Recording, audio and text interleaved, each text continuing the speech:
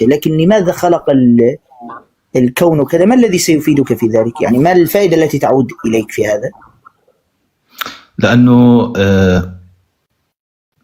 يعني بيصير هذا بيفسر لي ليه مثلا إذا في الله، إنه لأنه هو حسب ما في إذا.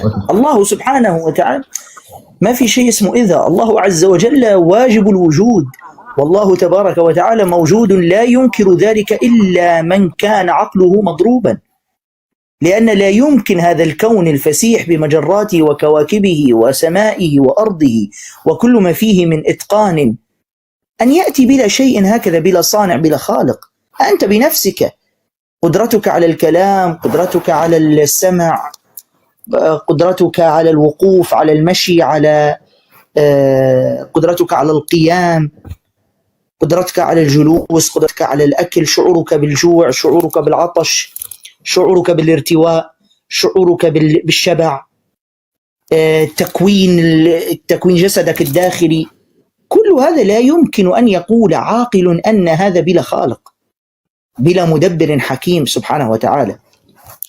أما لماذا الله عز وجل خلق الإنسان؟ فأجاب الله تبارك وتعالى على هذا السؤال في القرآن الكريم. قال تعالى: وما خلقت الجن والإنس إلا ليعبدون ما أريد منهم من رزق وما أريد أن يطعمون إن الله هو الرزاق ذو القوة المتين.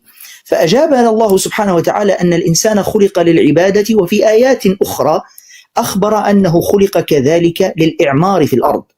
فالإنسان مخلوق في هذه الدنيا للعبادة وللإعمار في الأرض. أما لماذا خلق الله عز وجل الكون؟ ليكون دليلا على وجوده سبحانه وتعالى، ليكون دليلا على وجوده سبحانه وتعالى وليعيش فيه الإنسان.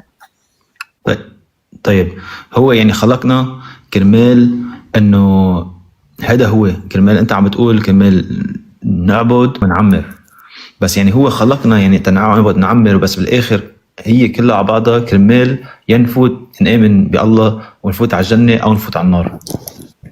بس هيدا كله كيف؟ هيدا كله هو خلقنا الله كرمال بالآخر إنه آمن فيه ونعبده وينفوت على الجنة ينفوت على النار. مزبوط هيك عم تقول أنت؟ بس من الذي فوت نفسه؟ من الذي كان سببا في دخوله النار أو الجنة؟ إيمانك وأعمالك هي التي تسببت في دخولك النار. فالله عز وجل لم يجبرك على دخولك النار، ولم يدخلك إجبارا أو غصبا إلى النار، أنت بأفعالك